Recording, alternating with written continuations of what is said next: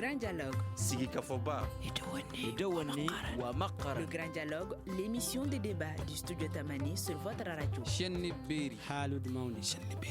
Kafoba. Le Grand Dialogue. Lutte contre le sida au Mali quand les chiffres alertent. C'est le thème du Grand Dialogue d'aujourd'hui. Plus de 119 300 personnes vivent avec le sida au Mali. Des chiffres qui ont été révélés le vendredi dernier lors de la célébration de la journée mondiale de lutte contre le sida. Le slogan de cette année est « Confier le leadership aux communautés ». L'occasion est mise à profit pour faire le bilan de la lutte contre la maladie et sensibiliser les populations. Où en sommes-nous avec les recherches sur le sida? Peut-on en guérir? Ces questions seront répondues par nos invités du jour. Ils sont Dr Bassirou Diallo, Sciences Service System Advisor à ONU-SIDA. Avec nous également Ousmane Traoré, chef de département planification, suivi évaluation au secrétariat exécutif du HCLS. Mariam Touré, porte-parole de l'association des personnes vivant avec le sida et présidente de l'association Herma+. Je suis Mariam Koulibaly. Bonsoir et bienvenue. Le Grand Dialogue. Alors, la première question, nous allons l'adresser à Dr Bassirou Diallo de ONU-SIDA. Dans le monde, est-ce qu'on a une idée du nombre de personnes qui seraient atteintes du VIH-SIDA? Okay. Merci, Mariam. À l'entame de mes propos, permettez-moi d'avoir une pensée pieuse pour toutes les victimes du sida et par ricochet pour l'ensemble des victimes de la crise que subit le Mali. Je voudrais vous dire que l'ONU-SIDA publie régulièrement le rapport mondial de lutte contre le sida. Le dernier rapport en date vient juste d'être publié au mois de juillet passé. Et ce dernier rapport nous dit, c'est le rapport de 2023, mais qui présente les données de 2022. Et ce rapport, nous, 1-1, ce rapport nous dit qu'il y a actuellement 39 millions de personnes qui vivent avec le VIH dans le monde. Durant l'année écoulée, il y a eu 1,3 million de nouvelles infections. Il y a eu 630 000 décès liés au sida. Malheureusement, la partie de l'Afrique au sud du Sahara paye un lourd tribut aussi par rapport à cette infection. Donc globalement un peu, ça c'est la situation par rapport au dernier rapport que nous venons de publier. Est-ce que ces chiffres doivent inquiéter aujourd'hui? Ces chiffres doivent inquiéter. Je ne dirais pas inquiéter parce que pour moi, nous devrions sortir de cela. Mais ces chiffres doivent nous interpeller. Ces chiffres doivent nous interpeller parce que le sida n'est pas encore fini. On a tendance à penser que c'est une maladie qui est derrière nous, mais ces chiffres nous attirent l'attention que le mal est encore là et que nous devrions travailler dur pour aller vers l'élimination du sida à l'horizon 2030, qui est un objectif que nous nous sommes fixés de façon collégiale au niveau mondial. Donc pour moi, ça doit être un défi. Ça doit être un défi. Je pense qu'au niveau mondial, on est conscient que c'est un défi. Il faudra tout faire pour renverser la trajectoire d'ici à 2030.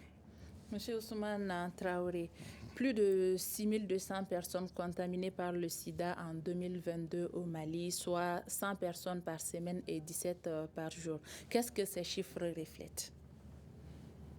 Bonjour, merci Mariam. Merci de m'avoir posé la question. Et au fait,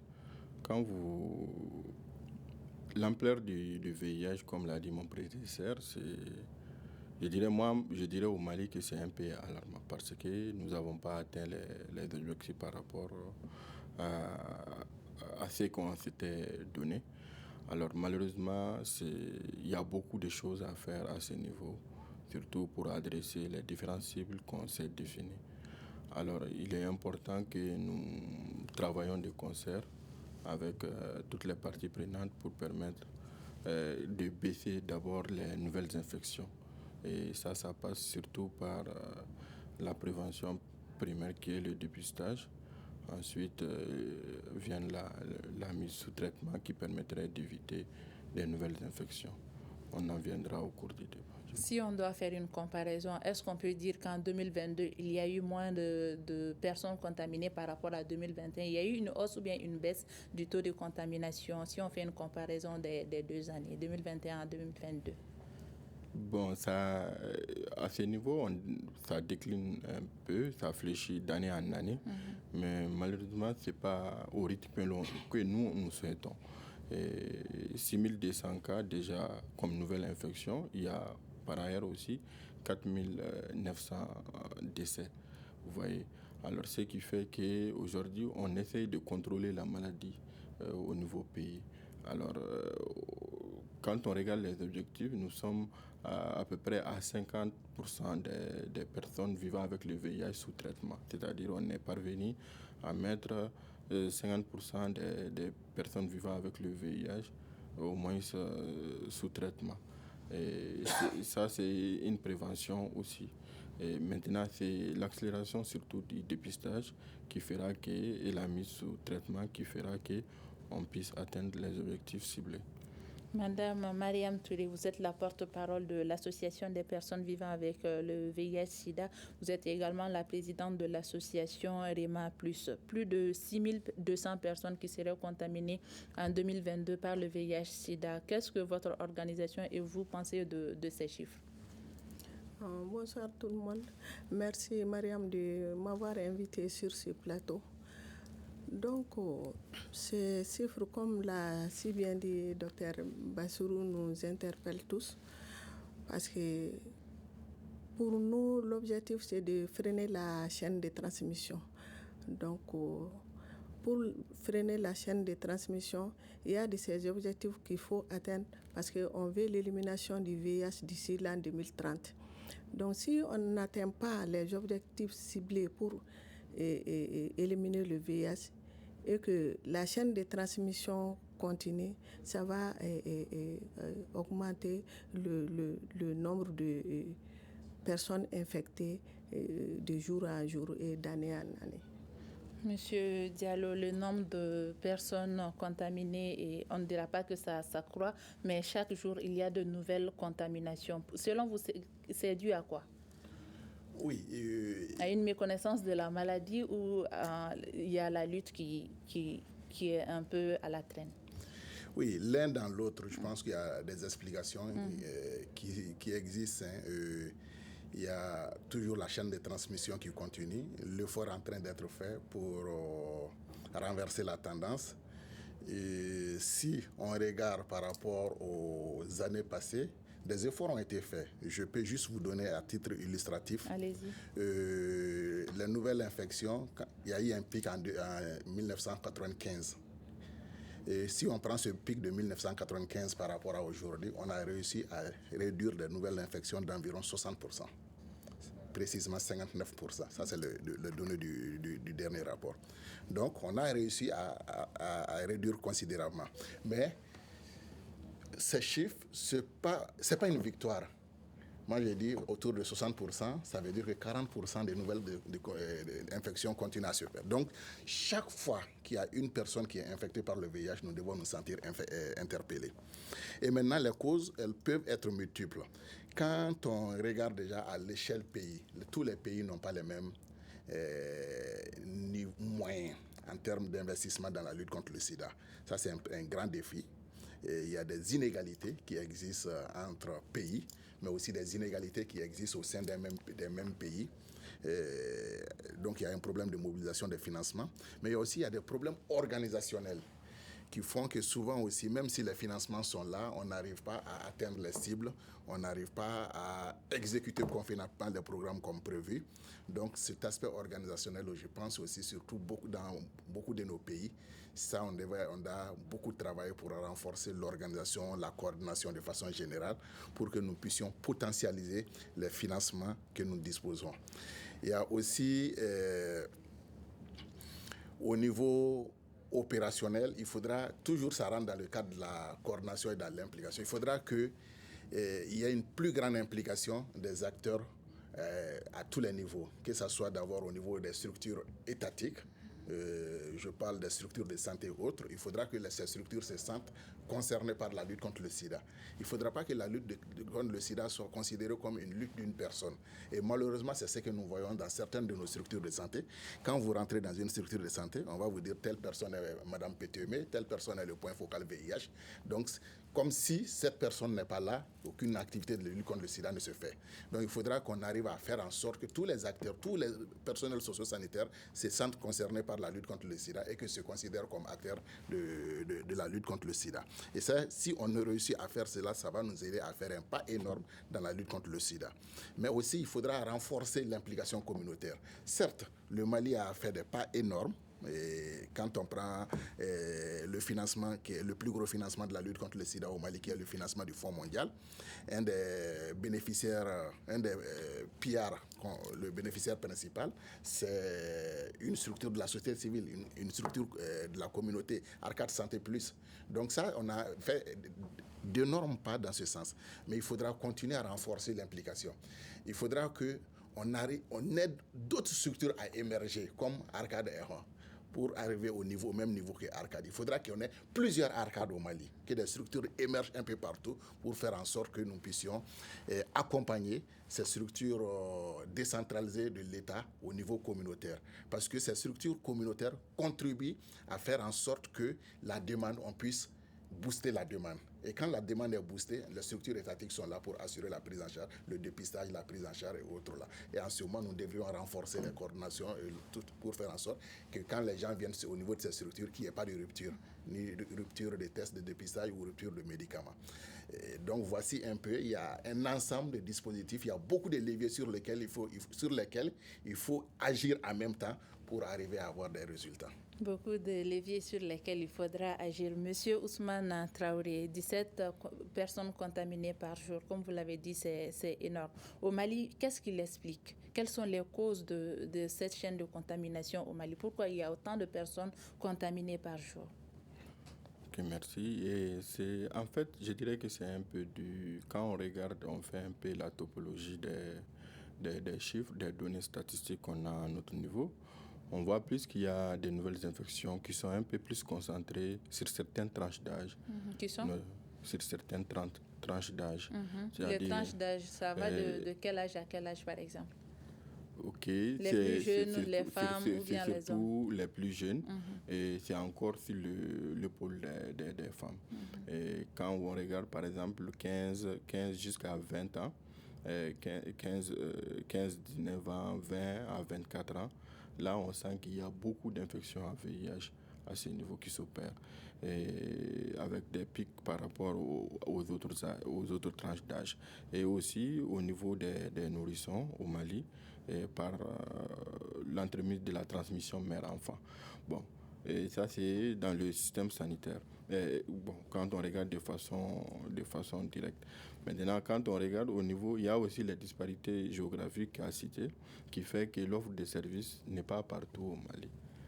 Aujourd'hui, on est en train d'aller vers une couverture, mais la couverture totale, mais la couverture n'est pas totale sur le pays, notamment due à certaines comme la crise multidimensionnelle, l'insécurité entre autres, et le Covid-19 qui est venu s'entremêler dans tout ça, qui fait que même le VIH aussi souffre des mêmes maux que le système de santé du Mali. Alors la couverture de l'offre de services n'est pas totale. Alors cela fait qu'on ne peut pas, même si on a les moyens aujourd'hui, d'aller vers certaines populations. C'est un peu difficile. Là où il n'y a pas de médecins, on ne peut pas parler de traitement, ainsi de suite. Alors, c'est surtout jouer sur ça pour faire qu'on ait un bon maillage du territoire et chercher aussi les zones où les foyers d'infection. Alors, on cherche à faire avec l'aménagement des ressources, surtout, fait qu'on cherche les points où on peut être plus impactant, c'est-à-dire les foyers d'infection, et notamment les zones d'ancrage de développement économique, les ceintures des grandes villes, les zones très très urbanisés, entre autres, qui font que la maladie germe plus facilement. Alors il est important que les interventions soient à ce niveau. Et quand on parle aussi de la sensibilisation, autrefois il y avait beaucoup de financements dans ce sens. Alors malheureusement aujourd'hui les financements ont tari à ce niveau et comme il a eu à le citer, le partenaire le plus important du pays actuellement c'est le Fonds mondial qui est un peu plus focus sur les aspects, je dirais, cliniques santé de la maladie. Alors que le volet sensibilisation et information des populations reste le parent pauvre des interventions de lutte contre le VIH au Mali. Alors, avec le peu de moyens que nous disposons au niveau pays, on essaye d'adresser les cibles qui peuvent nous paraître un peu plus à risque élevé d'infection à VIH. Et c'est dans ce sens-là on essaye de travailler actuellement et on fait la politique de nos moyens, en fait. Alors, Madame Touré, pensez-vous que la société civile a un rôle à jouer dans la lutte contre cette maladie, comme l'a dit M. Diallo? Bon, je dirais que la société civile a un rôle dans la lutte contre le sida. Parce que nous-mêmes, en tant que société civile, on est là à accompagner l'État pour la prise en charge, que ce soit médicale ou psychosociale, des malades. Donc, c'est un grand rôle que nous jouons en tant que société civile, en tant qu'association des personnes vivant avec le VIH et association de lutte contre le sida. Donc on est là, on fait la sensibilisation, la prévention. Ensuite, on fait la prise en charge psychosociale des malades et de leurs familles. On fait des accompagnements à domicile pour les malades. On fait la promotion du genre et la défense de nos droits. Donc tout ça c'est un accompagnement de ces malades dans la prise en charge, que ce soit psychosociale ou médicale. Est-ce qu'il vous arrive de rencontrer des personnes nouvellement contaminées par cette maladie et quel est leur état d'esprit en ce moment? Bon, on rencontre des personnes nouvellement infectées.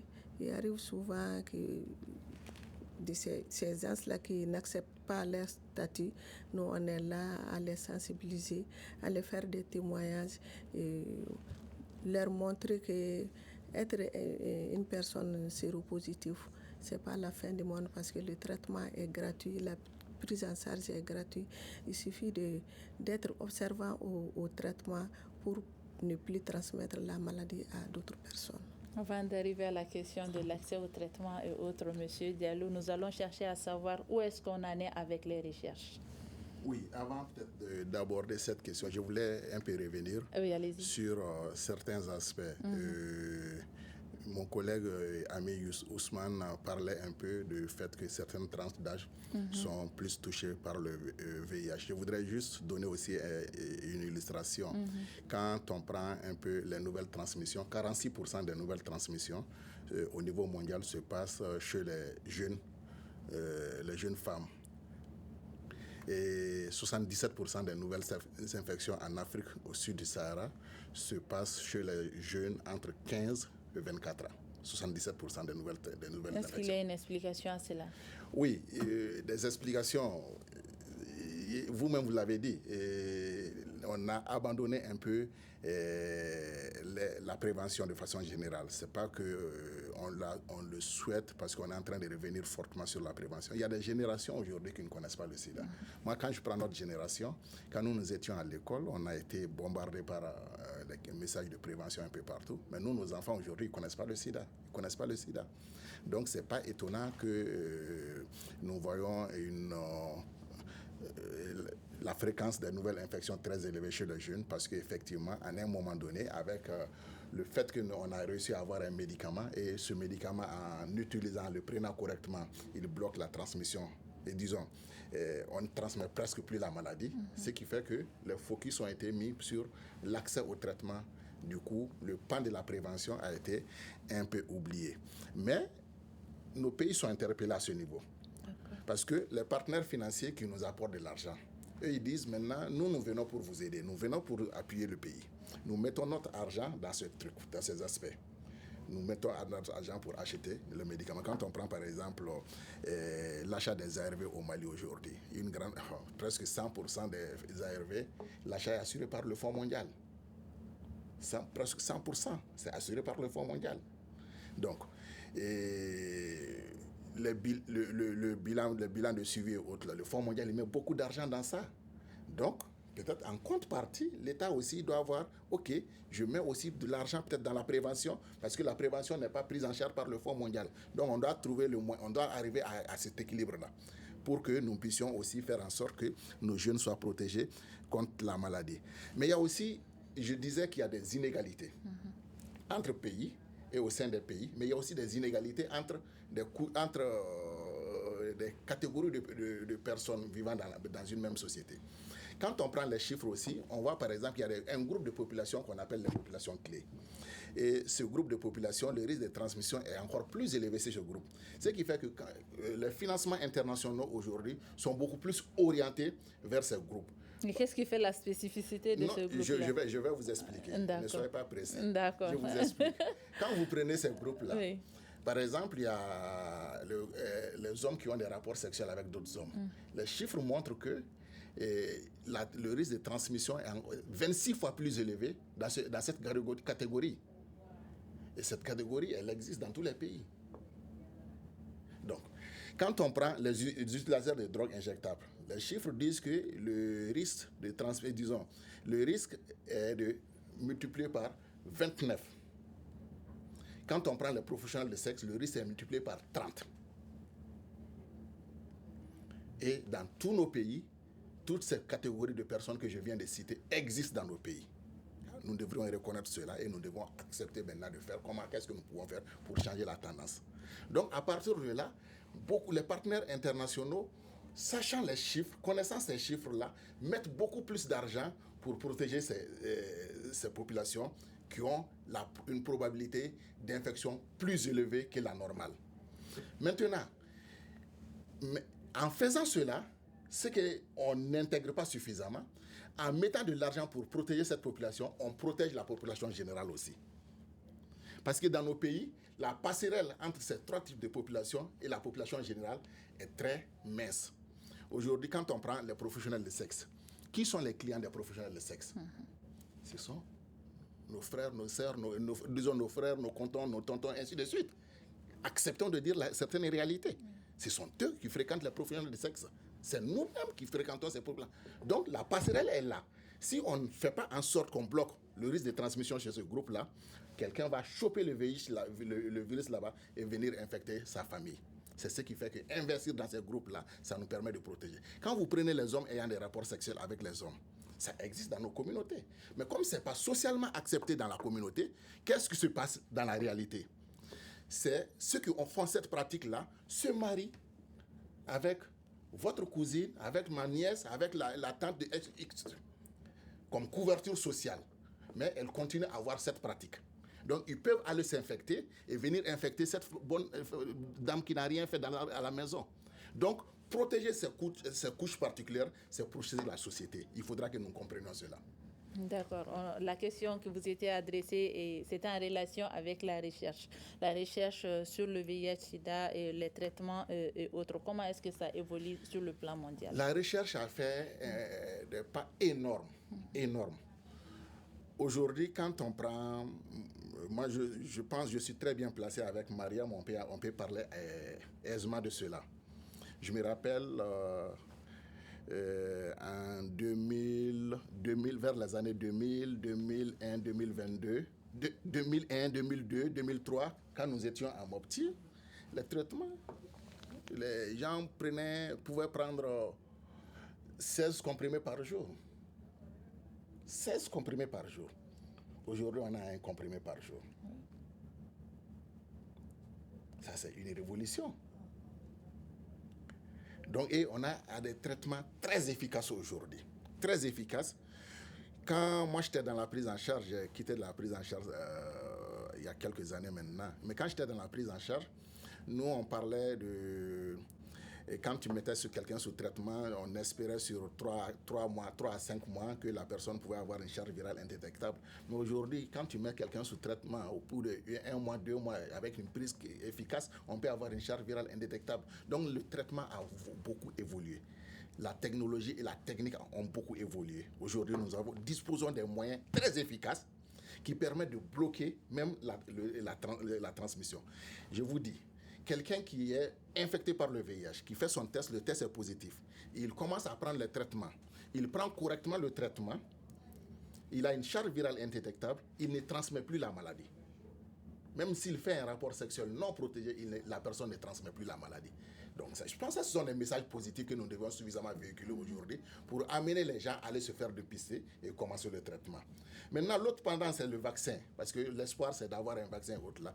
L'espoir pour avoir un vaccin, ce n'est pas pour demain. Ça, je vous l'ai dit clairement. Ce n'est pas pour demain. Et des tentatives ont été faites. En 2017, il y a... Johnson & Johnson, celui-là même qui a eu un vaccin contre Covid, qui avait fait une tentative en Afrique au sud du Sahara en 2017. Malheureusement, les résultats n'ont pas été concluants. Donc, selon même certains chercheurs, avoir un vaccin contre le sida, on n'aura pas un vaccin contre le sida avant 10 ans. Pas un vaccin avant 10 ans, mais selon certains chercheurs. Mais M. Ousmane Traoré, vous êtes d'accord avec M. Bassirou Diallo que les médicaments aujourd'hui sont très efficaces contre la maladie? Est-ce que sur le terrain, le constat, vous l'avez fait ici au Mali? Bon, je peux un peu corroborer ce dire, mais bon. Et par rapport, comme il l'a si bien dit, je dirais, ils étaient dans la prise en charge depuis fort longtemps. Et la toxicité même des médicaments, aujourd'hui, on sait que ça a beaucoup baissé. Ça devient moins caustique pour les malades. Et puis, ça permet de donner une bonne qualité, une bonne hygiène de vie aux malades. Et ça, c'est par rapport à la prophylaxie traitement. Mais il y a aussi comme il n'a pas à parler de cela, mais il y a aussi aujourd'hui des prophylaxies post-exposition, pré-exposition qui permettent, déjà si la personne a été en contact avec le virus récemment, de prendre certains médicaments pour permettre de ne pas être totalement sous le coup de la maladie. Et il y a tous ces facteurs-là. Il y a aussi dans le dépistage aussi, c'est assez léger actuellement. Il y a même des prélèvements qui se font, je crois, dans la bouche. Qui sont ou bien des autodépistages. C'est-à-dire vous-même, vous pouvez, avec le kit, faire votre propre dépistage et les rapporter au niveau du système de santé. Et c'est des mécanismes qui a des dispositions qu'on essaye de mettre en place pour permettre que ça puisse se faire de manière vraiment concise et que la personne, s'il a la maladie, puisse prendre les dispositions à son niveau pour permettre de se faire traiter. Et le traitement, on dit que c'est une prévention secondaire qui permet aux malades de ne pas être le chaînon de la transmission à d'autres personnes. Alors il est important individuellement que le malade s'assime à ce niveau. Déjà, est-ce qu'il y a une disponibilité des médicaments pour les patients? Oui, ça, on peut le garantir au niveau pays actuellement parce que, comme l'a si bien dit, le Fonds mondial nous met à disposition presque la quasi-totalité des ARV, les antirétroviraux pour les malades. Maintenant, il y a d'autres aspects qui viennent, qui sont aussi la gratuité, parce que le pays a décidé depuis 2005 de faire tout pour qu'il y ait cette gratuité des ARV, du suivi biologique pour les malades. Ce qui fait qu'aujourd'hui, à travers cette déclaration du président, du chef de l'État, qui est le président du Haut Conseil national de lutte contre le sida, a permis aux malades d'amener les médicaments même aux malades, comme l'avait décidé à son temps le président Amadou Toumani Touré à son c'est d'amener les traitements jusqu'aux malades. Au lieu que le malade ne vienne au traitement, c'est de pouvoir faire de telle sorte que le malade ait le traitement jusqu'à son chevet. Alors, c'est dans cette dynamique qu'on est. On essaye de faire des interventions prioritaires ciblées sur la spécificité de la personne, des communautés, la spécificité géographique, des interventions à l'endroit de telle ou telle couche populationnelle, ainsi. C'est tout ce qu'on essaye de faire pour faire rehausser les indicateurs pour atteindre les cibles dans ce sens. Madame Mariam Touré, vos co-débatteurs ont eu à l'évoquer, les médicaments sont plus efficaces maintenant et plus accessibles. Est-ce que vous êtes du même avis? Oui, je suis du même avis. Par exemple, si on prend l'exemple dans les années 96-97, en ce moment, il n'y avait pas de médicaments. Même avec l'arrivée des médicaments, d'où on prenait beaucoup de médicaments en ce moment, on voyait des malades très graves, des malades qui sont comme des squelettes. Mais aujourd'hui, avec ces médicaments d'aujourd'hui là, c'est rare de voir une personne très très malade, très démunie avec le VIH. Donc, en ce moment aussi, le VIH, ça a empêché les personnes d'aller à leur occupation. S'il y avait une personne malade dans la famille, c'est toute la famille qui s'occupait de lui. Il ne peut rien faire, mais aujourd'hui, Dieu merci, avec les traitements, les personnes, s'ils sont observants au traitement, ils peuvent faire tout. Ils sont comme les autres personnes. Ils ne sont plus stigmatisés par la population? Bon, la stigmatisation, ça persiste un peu, mais c'est rare de voir une personne infectée en le voyant qu'on sent qu'il est malade. S'il ne fait pas de témoignage, en le voyant, on ne peut pas le savoir. C'est grâce au traitement. Donc, l'accès au traitement a permis d'améliorer votre qualité de vie aujourd'hui. Oui. Et avant, on entendait dire aussi que les personnes qui vivent avec cette maladie ne vivaient pas longtemps. Est-ce que c'est vrai aujourd'hui? Bon, moi, j'ai dit que c'est pas vrai. Parce qu'aujourd'hui, il y a des personnes qui ont, sur leur statut, ça fait plus de 20 ans. Aujourd'hui, ils vivent bien et ils vivent positivement avec leur maladie. Et ils sont en bonne santé. Alors, docteur, vous voulez rajouter quelque chose? Oui. Juste pour aussi préciser cela, pour illustrer. Aujourd'hui, il est scientifiquement démontré qu'une personne vivant avec le VIH, par exemple, qui a 20 ans, qui se fait tester est positif au VIH, qui prend le traitement correctement, qui est avec une charge virale indétectable, la personne a la même expérience de vie qu'une personne non infectée. Donc, le fait d'être infecté par le VIH ne change pas grand-chose aujourd'hui si tu prends correctement ton traitement. Tu te fais dépister, tu prends correctement ton traitement. Mais si tu ne te fais pas dépister et que la maladie arrive à te terrasser finalement, ça peut entraîner des complications désastreuses. Mais le message fort, il faudra qu'aujourd'hui nous incitons tout le monde à aller se faire dépister. Parce que plus tu te fais dépister, on a aujourd'hui ce qu'on appelle tester et traiter. On te teste, on te met sous traitement. Il fut un moment, quand on te testait, on disait qu'il fallait attendre que le système immunitaire soit un peu affaibli pour le mettre sous traitement. Ça, on a dépassé tout ça maintenant. On te traite aujourd'hui, on te met sous traitement. Donc l'organisme n'a pas le temps d'être détérioré. Ce qui fait que tu te dépistes, tu commences ton traitement, sauf si toi-même tu dis à quelqu'un que tu as le VIH. Sinon, à travers ton apparence physique, personne ne pourrait soupçonner que tu as le VIH. Donc, c'est l'intérêt de se faire dépister à temps. Faisons-nous tous dépister et en cas de positivité, la personne sera mise sous traitement le plus rapidement possible et elle peut mener sa vie, expérience de vie normale. Aujourd'hui, est-ce qu'on peut dire que les mentalités ont évolué à l'endroit des personnes qui vivent avec cette maladie et aux personnes qui vont aujourd'hui se faire dépister? Parce qu'on se rappelle, il y a 10 ou 20 ans, les gens n'étaient pas aptes même à venir faire les dépistages. Aujourd'hui, est-ce qu'il y a plus de personnes qui vont dans ce sens-là? Et est-ce que les regards ont changé à l'endroit des personnes qui vivent avec la maladie?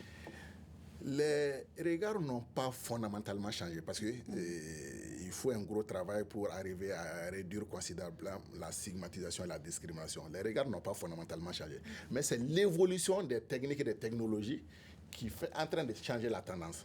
Moi, je vous dis aujourd'hui, avec les médicaments que nous disposons, avec tout ce que nous disposons comme arsenal de thérapeutique, quelqu'un qui s'est fait dépister le plus rapidement possible, qui est mis sous traitement, on ne peut pas soupçonner le VIH.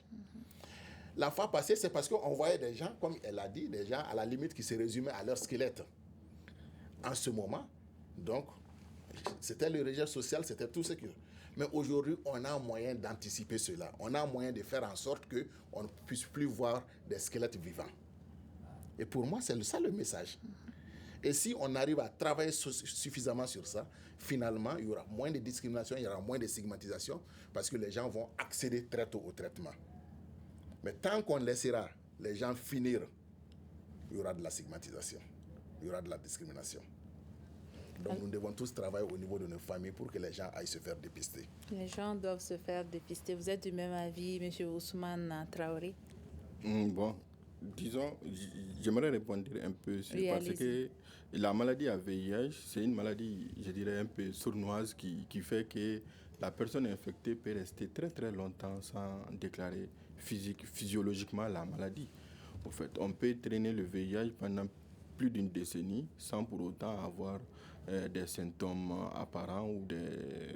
Alors, ce qui fait que les personnes infectées peuvent rester et ne sauront peut-être pas avec qui ils ont attrapé le VIH et par ailleurs, alors ils ne peuvent pas savoir, c'est pas comme les maladies comme le paludisme ou autre. Alors, ce qui fait que beaucoup de gens restent campés sur leur position jusqu'à ce que la maladie elle-même se déclare à eux. Alors, c'est à ce moment qu'ils vont commencer à aller chercher les médicaments au niveau des services de santé après un dépistage, entre autres.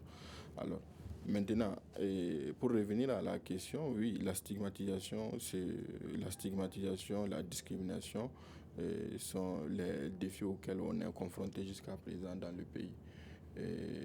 Aujourd'hui, il est vraiment dommage qu'on continue à indexer les gens, notamment à cause d'une infection qui peut venir de nulle part.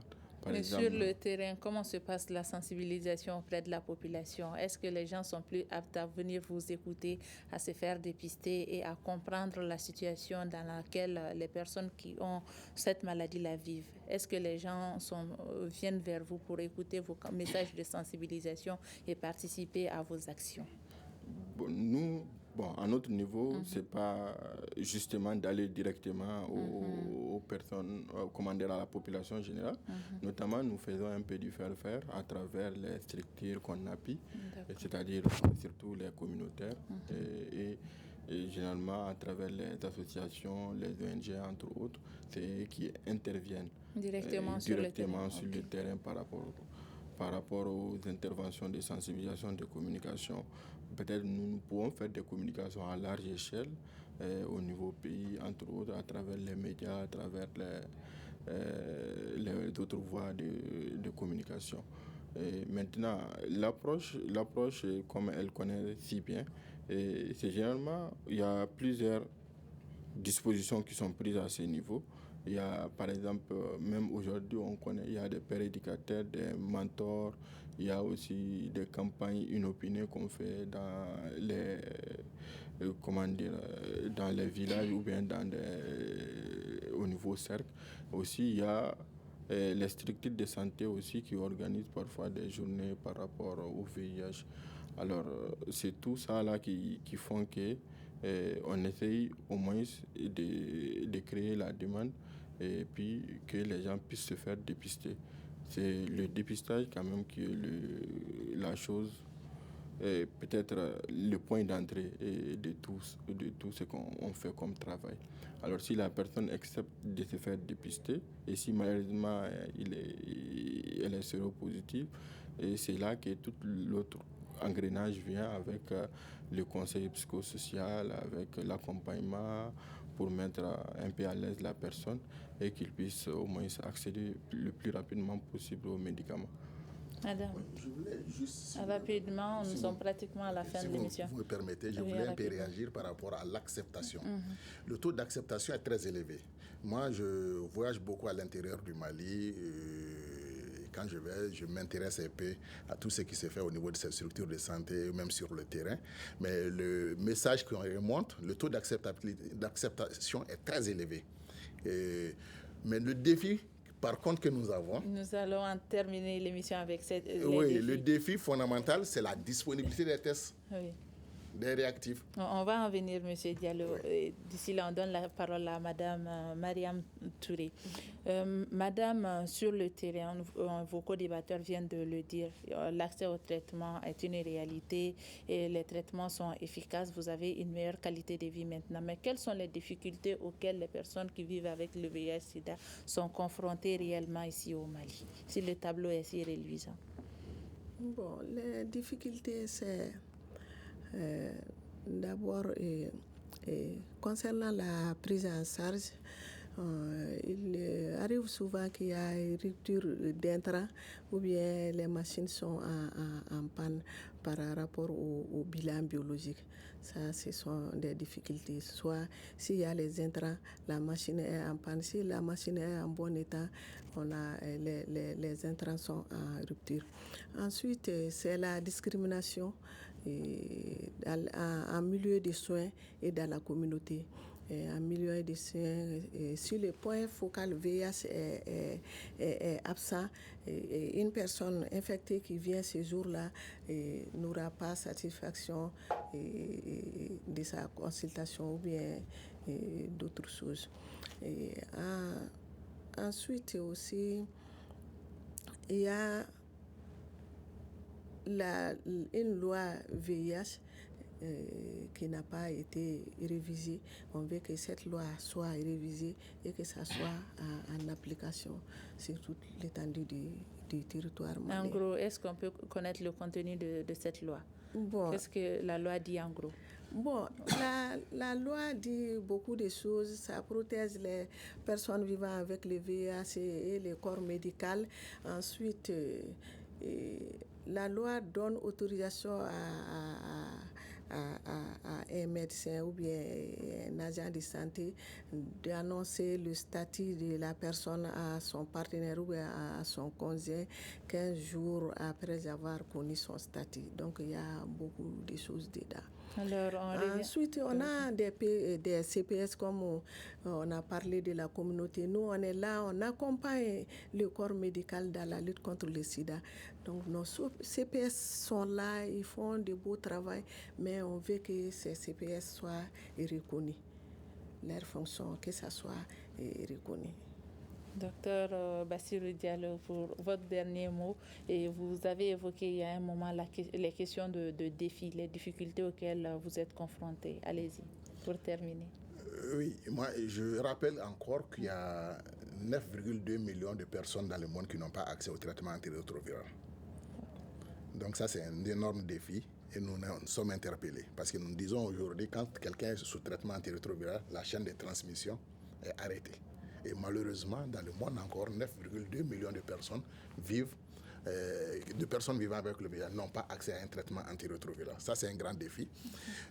Quand on prend aussi le Mali, il y a des défis. Mariam a mis l'accent sur pas mal de défis. Si on arrive à corriger cela, la disponibilité déjà des intrants, et ça peut aider à faire des pas énormes. L'autre défi aussi, c'est la mobilisation des fonds, le financement de la lutte contre le sida. De plus en plus, on commence à diminuer alors que les besoins demeurent toujours. Donc ça aussi c'est un grand défi et il faudra que de plus en plus les pays même commencent à mobiliser. Donc c'est ce qu'on appelle le financement interne. Il faudra qu'on renforce davantage cela parce qu'on ne peut pas continuer à espérer sur le financement de l'extérieur, surtout qui commence à diminuer de façon considérable. Alors pour terminer, M. Ousmane Traoré, pensez-vous que d'ici l'horizon 2030, on parviendra à stopper cette maladie? C'est notre souhait, c'est notre souhait. Aujourd'hui, on a fait un cadrage stratégique ciblé sur arriver au moins à 95% de nos objectifs d'ici 2026. Ceci, à travers peut-être relever le niveau de nos interventions, notamment pour adresser les défis qu'annonçait Dr Diallo, notamment les défis sanitaires, étendre l'offre de services éliminer la transmission mère-enfant et également la qualité des soins, la qualité de la prise en charge aussi. Bon, au niveau politique aussi, il y a quand même le leadership qui doit être porté au plus haut niveau, qui permettrait notamment de faire baisser la discrimination, la stigmatisation, que les leaders s'impliquent pour sensibiliser les communautés, pour sensibiliser les populations au risque d'infection à VIH. C'est la fin du débat. Le thème était lutte contre le sida au Mali quand les chiffres alertent. Et nos invités étaient Dr Bassirou Diallo, Sciences Service System Advisor à ONU-SIDA, Ousmane Traoré, chef de département planification, suivi, évaluation au secrétariat exécutif du HCNLS, Mariam Touré, porte-parole de l'association des personnes vivant avec le sida, présidente de l'association REMA+. Je suis Mariam Koulibaly. J'ai eu le plaisir à vous présenter cette émission qui a été réalisée par Imiran Nakilou Maïga. À la régie, il y avait Adjaratou Traoré et Mamadi Keita. Merci de l'avoir suivi et à demain, Inch'Allah.